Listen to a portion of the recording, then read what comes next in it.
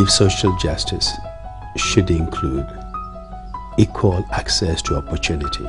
Social justice means a life determined on human rights and equality.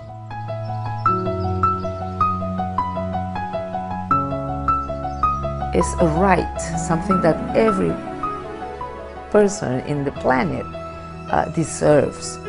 Social justice is for everyone, including people with disabilities.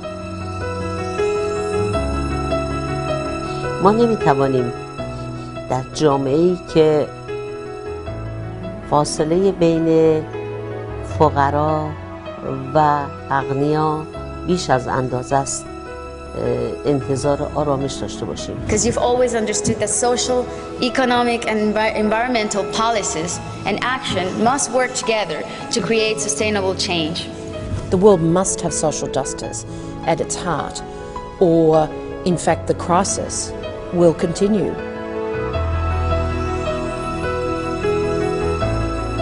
Economic growth is for something, is for social development. Every nation must make sure that economic growth transforms into economic development. One of the best ways to get to social justice is decent work. It's the dignity of work, the dignity of the human being, the stability of the family, the peace in the community that decent work gives you.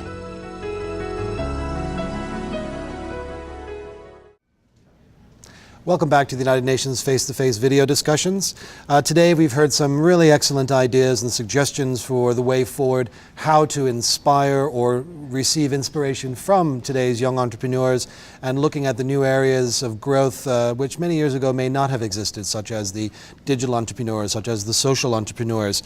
The world is facing some major challenges in terms of creating enough quality jobs to sustain growth and development. The recent ILO report, the global employment trends, had pointed to not only the 200 million people who are unemployed today, but the 400 million people that we'll need to find quality jobs for over the next 10 years. Today I am joined by my final panel, and by no means the least, and if I can introduce Mr. David Arkless. David is the president of the Corporate and Government Affairs of ManpowerGroup. ManpowerGroup is a world leader in innovative workforce solutions. Welcome, David. Our second guest is Mr. Jose Manuel Salazar. Mr. Salazar is the executive director of the employment sector of the International Labour Organization, and to say that the ILO is the only tripartite UN agency that brings together the governments, workers and employers to discuss and shape policies and programs promoting decent work for all.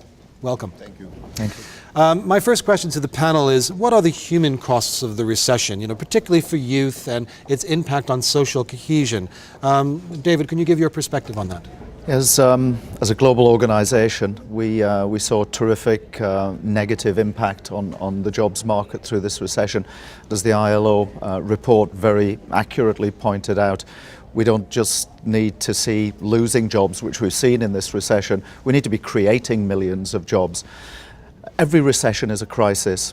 Every crisis gives opportunities, and I think together, and we've already started dialogue with the ILO on this issue, recovering from a recession like this and a crisis like this gives an opportunity to do something new, to do new things, to find new sectors, new areas where we can put young people with appropriate training, skilling, coaching and counselling into new job growth areas. So I see this recession, the crisis that we've been through, as an opportunity to do things better.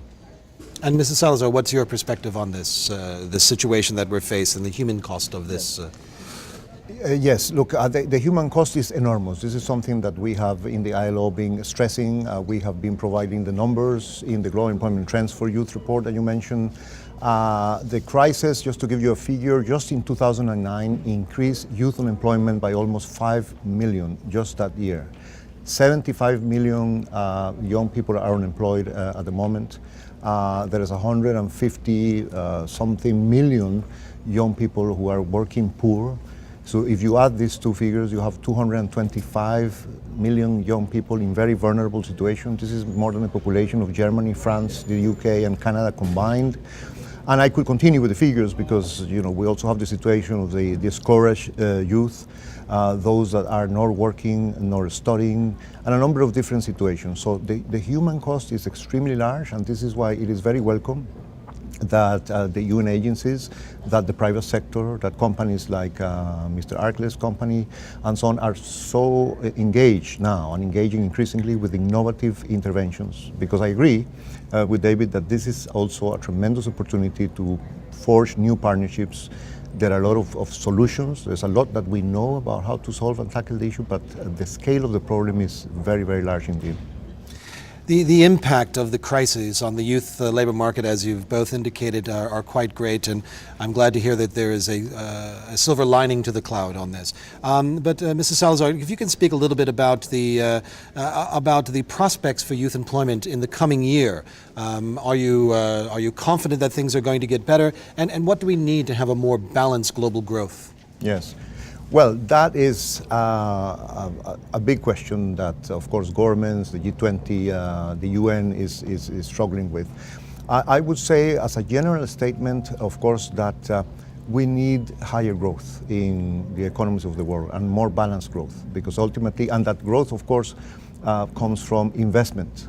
So you have to work on the demand side. As long as companies are not investing, and the consumer is not consuming enough and there's not enough balance in this across countries, it will be very difficult to create the amount of jobs for the size of the challenge that we are facing. Having said that, there is a lot of contributions that can be done locally and in specific countries. There are many interventions, for instance, and we can talk, I'm sure, in more detail about that, the skills mismatch problem. This is very common. There is in many countries. You have an education system that is not producing the kind of skills and talents and capacities and capabilities in the young people, in the graduates that the private sector requires. This is not a very difficult problem to solve, but you have to engage the private sector. You have to, educational institutions and vocational training institutions have to talk with the companies, be open to adapt the curriculum, not only on the technical issues, which of course is crucial, but also on the so-called life skills, on soft skills, the presentation, the etiquette, the vocation, devotion to work, the responsibility, the teamwork, the leadership, the communication skills. This is absolutely crucial, and all employers discuss that in many cases they reject candidates because they fail, say, screening test on this. So I agree entirely that there are a lot of issues and partnerships and a huge role for the private sector that fortunately we're seeing they are responding. Right. Just to reinforce Please. this, we run very regular global surveys on jobs that are available, the supply and demand situation in each market, and something that just strikes us every time is that there are huge millions of jobs available out there and we cannot find the right skills to put into those jobs. And then, I agree with you absolutely, when we do find the right skills, the young people that we're trying to put into jobs are not work ready in terms of behavior, culture, the culture of work. So one of the things that we must focus on is to have a forensic analysis of the demand out there for certain skills and competencies. Some governments are making a very good analysis of this. We've worked very closely for years with the Chinese government in all of the major cities, and cities like Shanghai, and if you take the greater province, it's 26 million people, which is bigger than 20 European countries. They have done a really fine-grained analysis of what each industry sector, segment and business needs in the city of Shanghai, and they're reinforcing and getting young people to think about new and different careers and giving them financial incentives to go get technical training, vocational training, which are the jobs that are available out there. Now, if Shanghai can do it for 26 million people, then countries can do this in a much more scientific way. No, I'm really interested in these examples. You've mentioned Shanghai. Are there best practices in addition that you can speak about that the private sector is bringing forward? Well, typically the governments that adopt a private sector process usually are functioning very well. And we have what I call the usual suspects. For instance, Singapore always is a step ahead in terms of the job analysis situation, inward investment, and creating local economies. So places like Singapore, the Chinese are doing a really, really good job. Vietnam, Cambodia now are saying we really need to paint a picture, a talent radar for the future, and then we need to incentivize young people to be trained and developed and be work ready to go into those jobs. Mrs. Salazar, I wonder if you can just speak a bit. The ILO's Director General, Mr. Juan Somavia, had at the recent World Economic Forum highlighted the crucial role of education and training. Can you talk about some of the initiatives and incentives that could be put in place to help move that agenda forward? Yes. Well, this is one of the key aspects of intervention, and there are many, if you like, intervention models. You, of course, have the good news that in many countries the enrollment rates and the average years of schooling have gone up, and that's a very good development. But the problem is that in many of those cases the quality is not good enough. So you have problems of deficiencies in science, in math, in the technical aspects, and in these soft skills, life skills that we're talking about. So that is one area. There's a lot of initiatives that you can take, but it has to be very conscious in country by country. The ministries of education, the vocational training institutions have to have a culture of talking to the private sector, and the private sector in those countries also need to change the mindset and approach and try to help. We know that it is sometimes a problem, that there is a lot of sometimes mistrust, that the ministries and some of these institutions do not have the quality, but you have to break these vicious circles and get down to work. Now, there are a lot of very innovative practices, and David was talking about Shanghai and some very excellent practices, but let me tell you an example, for instance, in El Salvador.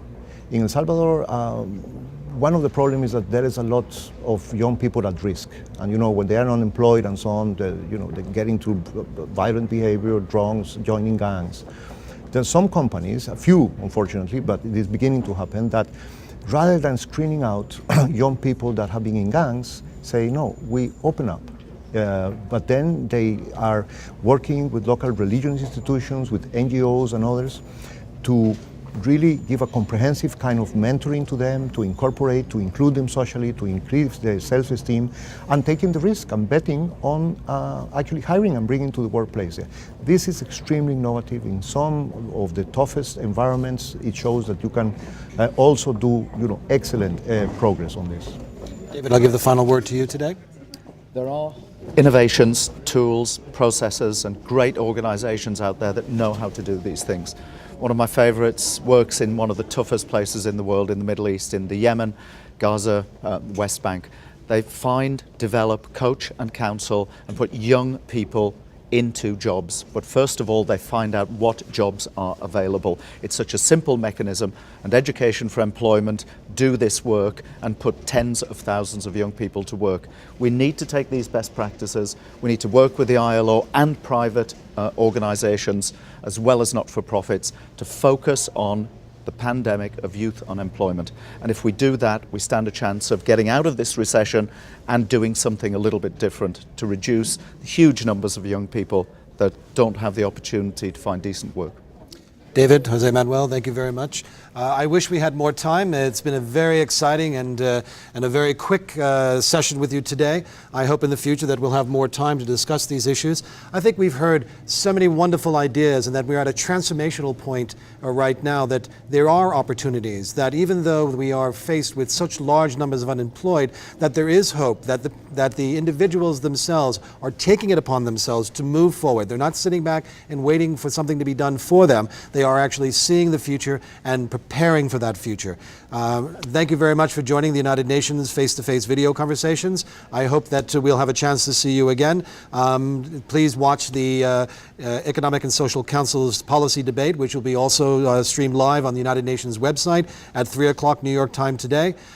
From the ILO and from the Department of Economic and Social Affairs, I thank you very much, and that'll conclude our program for today. Thank you.